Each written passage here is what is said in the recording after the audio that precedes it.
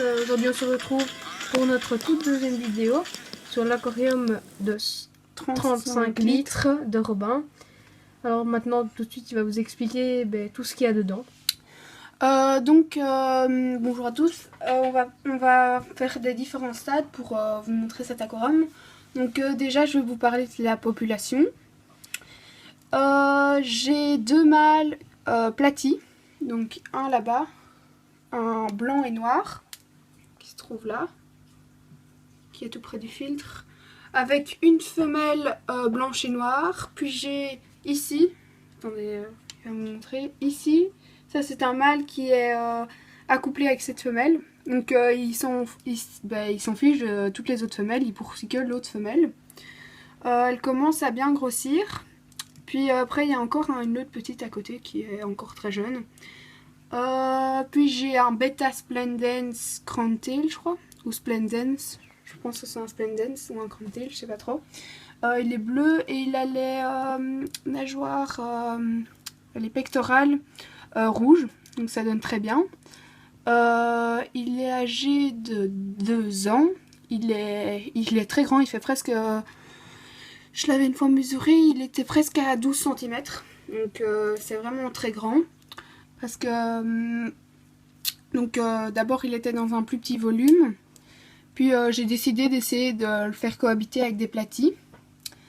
Au début il s'en fichait un peu quoi, tant que c'est pas avec des guppies ou quoi, ça peut aller, tant qu'il n'y a pas des autres poissons avec des grands voiles, ça va. Enfin moi il s'en contrefiche des autres poissons.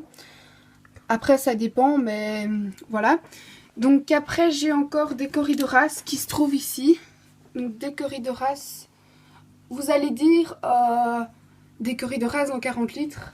Je sais pas si on va bien voir sur la vidéo, mais ils sont encore tout petits. C'est parce que après je vais les faire passer dans l'aquarium de la première vidéo. Donc il n'y en a que 2, hein. Comme ça il y aura un petit banc de 7 Corydoras dans le plus grand. Donc ça on vous montrera peut-être dans une autre vidéo. Donc maintenant on va passer aux plantes. Donc les plantes, on va commencer de gauche à droite. Donc ici, elle est Blue. Il s'appelle Blue.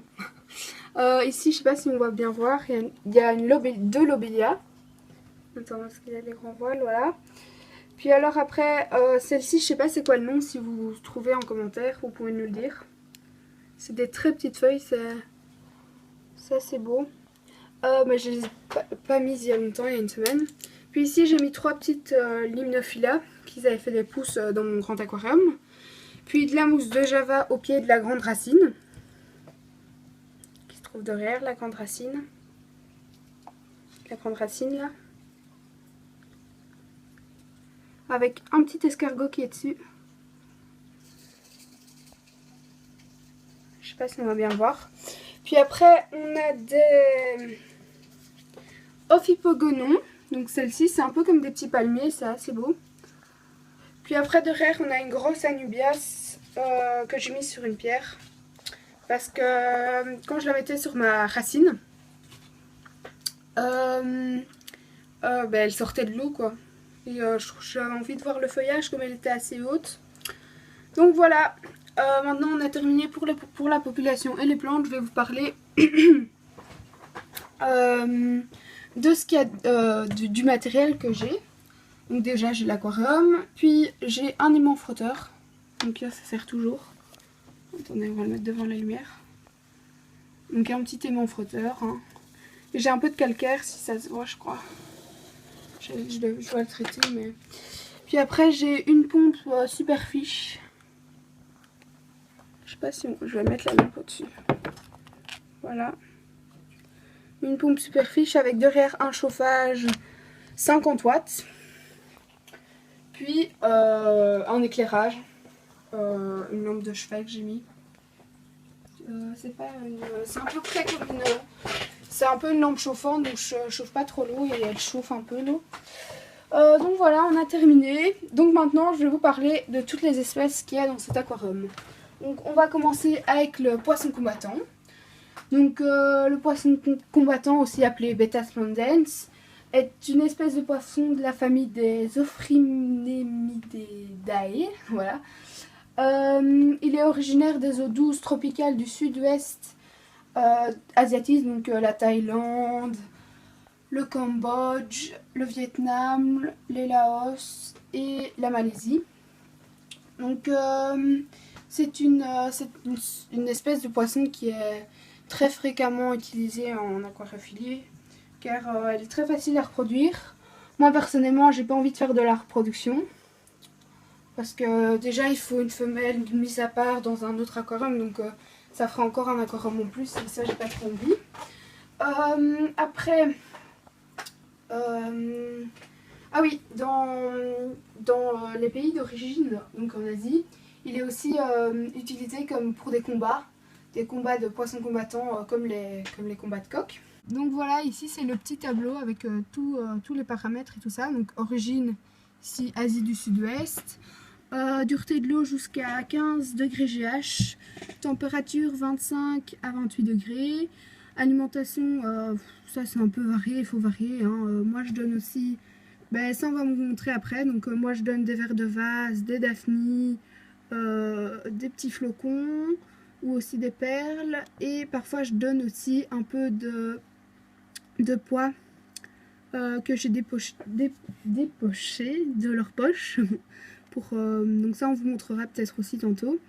Donc la reproduction c'est un poisson ovipare, sociabilité territoriale, donc ça on dit que c'est territorial mais c'est plutôt avec les poissons comme les autres poissons combattants ou aussi les poissons avec des longs voiles.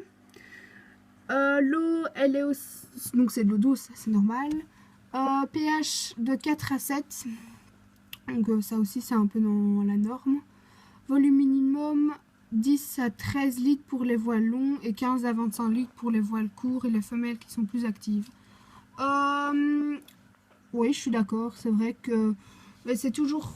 Le poisson combattant n'a pas besoin spécialement d'un trop grand espace, parce que surtout s'il a des longs voiles, parce qu'il va plus se dépenser, il va vraiment se dépenser dans un grand volume d'eau. Enfin, je dis pas que c'est pas bien, mais voilà, donc la taille adulte, 5 à 8 cm. Enfin, là, je sais pas s'il parle du corps ou s'il parle avec les nageoires, mais avec les nageoires, ça peut aller, ça peut être beaucoup plus. Parce que moi, il est à 12 cm, sachant qu'il y a 4-5 cm de nageoire. Donc, oui, c'est possible. Donc ça, je crois que c'est plutôt la taille du corps. Puis la surface, la zone surface est mieux. Après, ils vont pas trop vers le sol. Difficulté à maintenir, c'est super simple. C'est un des premiers poissons que j'avais quand j'ai démarré avec les poissons tropicaux. C'était le premier, j'en avais deux. Donc il y a aussi un autre, le très très vieux. Je suis vraiment étonnée. L'autre, donc si vous voulez aller voir, il est dans la première vidéo. Il a presque 6 ans. Il est vraiment très vieux, il est encore en bonne santé. Il a juste ses voiles qui sont un peu plus courts qu'avant, quoi. Mais sinon, il vit encore bien, il est encore bien. Donc, si vous voulez aller voir, vous pouvez aller voir dans la vidéo précédente. Donc maintenant, je vais vous parler de tout ce qu'il faut faire vraiment attention pour ce poisson. Donc déjà, il ne faut pas mettre de décor coupant. Donc, les plantes en plastique, faut oublier. Mettez des plantes naturelles, déjà, je trouve ça un plus beau rendu. Les rochers trop coupants, les filtres avec des bords coupants, il faut vraiment faire attention aux nageoires. Puis après il y a aussi comme maladie chez ce poisson qui est très fréquente, c'est la pourriture des voiles. Donc ça, j'en parlerai peut-être dans une autre vidéo sur cette maladie. On parlera peut-être dans une autre vidéo hein, parce que c'est un peu compliqué. C'est la maladie de la pourriture des voiles ou aussi les points blancs. C'est des maladies contagieuses. Sauf la pourriture des voiles. Je sais pas si c'est contagieux ou pas. Mais donc la pourriture des voiles, en bref, ça commence au début des nageoires ou au milieu. Puis en fait, ça va faire des longs filaments comme ça va vraiment pourrir. tant que ça n'arrive pas sur son corps, il n'a rien à craindre. Mais donc on va vite expliquer. Hein. Quand il a ça, vous devez mettre dans une petite coupelle un petit peu d'eau avec un petit essuie-tout humidifié, hein, avec une petite couche d'eau. Vous prenez votre combattant ou bêta, vous le mettez dessus et vous allez prendre un ciseau que vous avez désinfecté à l'alcool ou passé avec au feu ou quoi.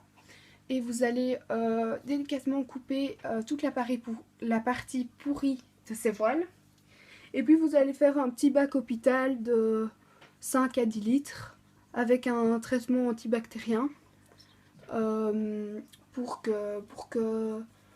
qu'il aille mieux. Et normalement les voiles vont repousser, donc comme ça ce sera guéri.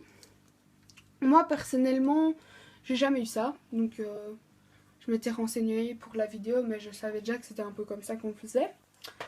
Donc maintenant que je vous ai expliqué tout ça, on va passer au deuxième poisson, les platies.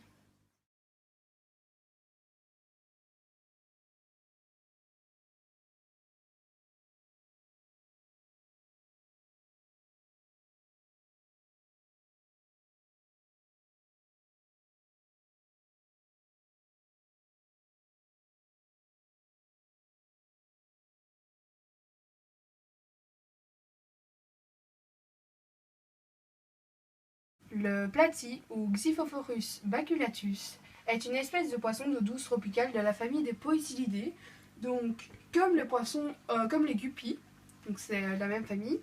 C'est un poisson d'aquarium très répandu, dans tous les aquariums. Il fait partie des vivipares, donc comme les guppies. Donc voilà, j'en ai 5 je crois. J'en ai 5. Dans cet aquarium, j'ai 3 jaunes et 2 blancs. Donc, habitat et répartition. Ces poissons se rencontrent en Amérique centrale. Donc au Brésil, au Belize, au Guatemala et encore dans des autres endroits. Il a été, donc comme le guppy, donc ça je sais pas si je l'avais dit dans l'autre vidéo, je crois pas. C'est un poisson qui a été introduit dans les rivières de ces pays-là, parce qu'en fait, les moustiques qui transmettent beaucoup de maladies aux humains, et bien en fait les guppies et les platies, en fait, ils adorent les larves de moustiques. Donc c'était un poisson qui combattait un peu le développement des moustiques, pardon. Donc voilà, ça c'était la petite anecdote. Il vit dans les marais, les marécages, les zones calmes et dans les courants d'eau riche et avec beaucoup de plantes. Donc c'est pour ça que j'ai mis beaucoup de plantes. Donc déjà ils se sentent beaucoup mieux quand il y a plus de plantes. Après le comportement, les platies sont des poissons calmes et très curieux. Oui, ils sont très curieux. Et ils passent aussi leur temps à chercher la nourriture, donc ça aussi on peut le voir. Ils fouillent le sol, ils vont chercher en dessous des feuilles, au-dessus des feuilles, dans les petits coins. Ou dès qu'il y a les pastiches, même pour les corydoras, quand il y en a une qui va se mettre en dessous de la racine ou quoi, je les vois tous en groupe en dessous de la racine en train de manger la pastille pour les corydoras. Justement pour l'alimentation, ils sont omnivores, donc un peu comme les guppies. Mais la viande et tout ça, faut quand même oublier. Les vers de vase, les daphnies,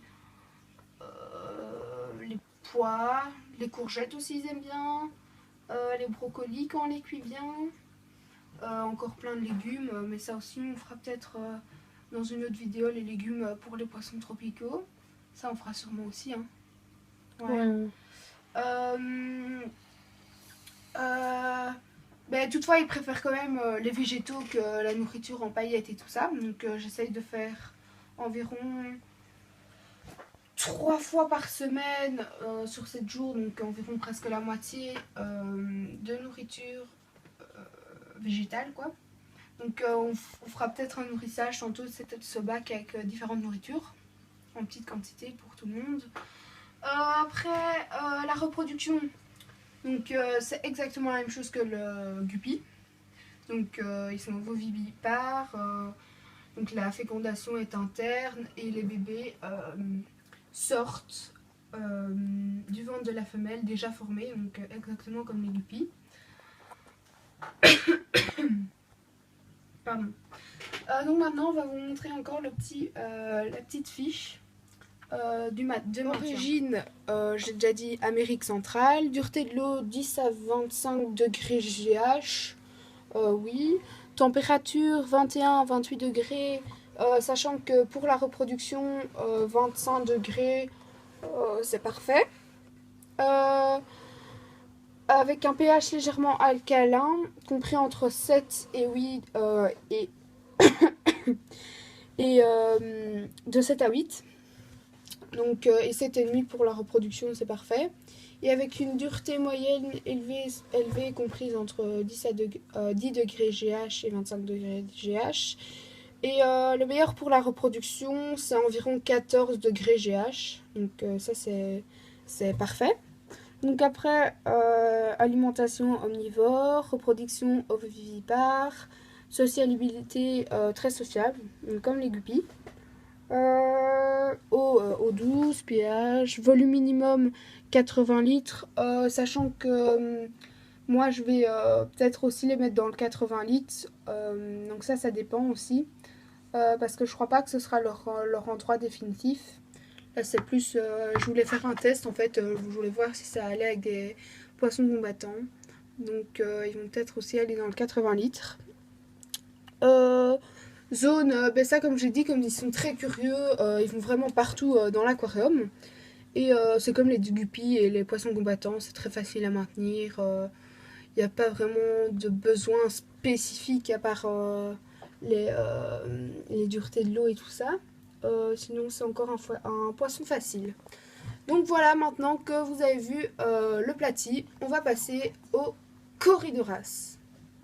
Voilà, maintenant nous allons parler des Corydoras. Donc ici j'ai deux petits Corydoras Atropère sonatus. Donc j'ai pris la fiche d'élevage, je vais vous dire la fiche d'élevage des poissons de Corydoras panda. Ils ont à peu près les mêmes besoins, donc c'est un peu kiff kiff quoi. Donc ici on peut bien les voir comme c'est un peu des poissons nocturnes. Le soir ils viennent devant la vitre et ils dansent comme ça. Puis après donc le Corydoras panda est une espèce de poisson-chat originaire d'Amérique du Sud. Plus précisément du Pérou, du Brésil et encore d'autres pays. Son milieu d'origine est le système fluvial du Rio Ucayali dans la région de Huánuco. C'est un peu compliqué à dire, c'est dans les régions. Il a été découvert en 1969. Donc voilà, moi j'ai deux Corydoras Atropère sonatus. C'est deux Corydoras qu'ils ont, on mettra une photo après. Donc ils ont tout des pointillés sur le corps et ils ont une bande noire verticale qui part des yeux et qui descend jusqu'au bas. Donc je sais pas si on verra bien sur la vidéo. Oui, on voit bien. On voit bien là. Ouais. Donc on verra bien. L'origine. Là je vais vous parler du poisson du Corydoras panda parce que j'ai trouvé cette fiche. Donc c'est un peu les mêmes besoins. Enfin c'est presque exactement les mêmes besoins. Donc il faut déjà savoir qu'il y a plus de 200, même voire plus, d'espèces de Corydoras qu'on a recensées. Donc c'est vraiment extrêmement beaucoup. Et aussi le Corydoras panda et les autres Corydoras sont des espèces de poissons-chats nains. Voilà, donc il a une bande noire qui descend des yeux jusqu'au bas du corps. La taille moyenne est de 4,5 cm pour les mâles et la femelle est un tout petit peu plus grande, mais il n'y a pas vraiment de différence, c'est difficile de les départager. Après, les origines, il est souvent... Oh là là, j'ai mal de gorge. Il est originaire du Mexique, de différents pays de l'Amérique du Sud. Après, les qualités d'eau. On va vite vous montrer le petit schéma. Donc voilà une petite fiche pour essayer de reconnaître les races de vos courriers de race. Donc il n'y en a pas beaucoup, donc sur 200 c'est un peu compliqué. Mais il y a les plus connus qui ne sont pas dedans, c'est les pandas. Donc ils sont noirs comme les miens, des yeux au bas du corps. Ils ont la nageoire dorsale noire et juste avant la queue un peu de noir, une espèce de petite flèche. Donc on vous mettra aussi des petites photos des différentes races après. Maintenant on va passer à la petite affiche, donc la petite affiche d'élevage. Donc origine Amérique du Sud, donc Mexique et les autres pays. Dureté de l'eau 6 à 14 degrés GH, température 20 à 25 degrés. Pour la reproduction c'est bien 23-24. Alimentation omnivore, reproduction ovipare, donc ça pond des œufs, des œufs un peu orangeâtres. Et quand ils ne sont pas fécondés, ils sont opaques.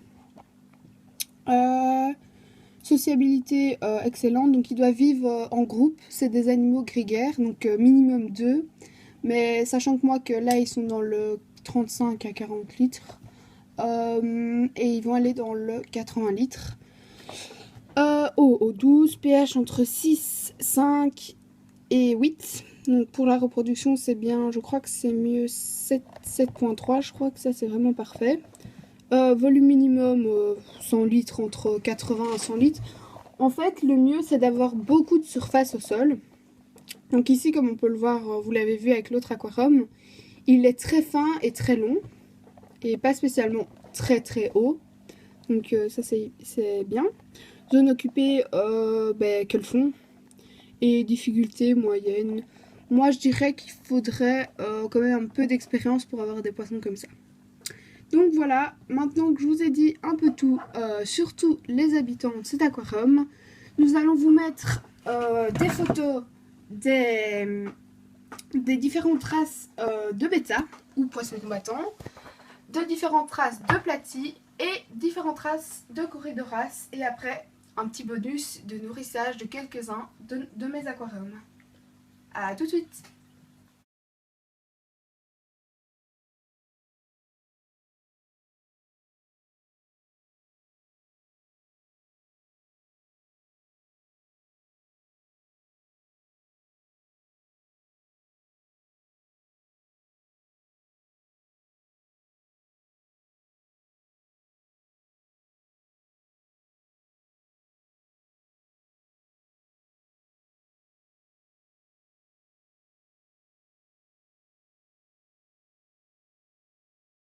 Voilà, on va commencer le nourrissage avec des petits verres de vase. Donc voilà, j'espère que vous avez aimé cette vidéo. Partagez-la, commentez-la. N'hésitez pas surtout à l'aimer. On va mettre aussi des petits artémias. Voilà, maintenant on va terminer cette vidéo par un petit nourrissage, comme vous le voyez. Par des verres de vase. Des artémias ici, et alors après des daphnies. Le platy adore les artémias. Et les daphnies aussi surtout. Donc ici on peut les voir qui vont descendre. Donc ça aussi c'est les corydoras en raffole. Merci d'avoir regardé cette vidéo et à la prochaine. À la prochaine. Bye.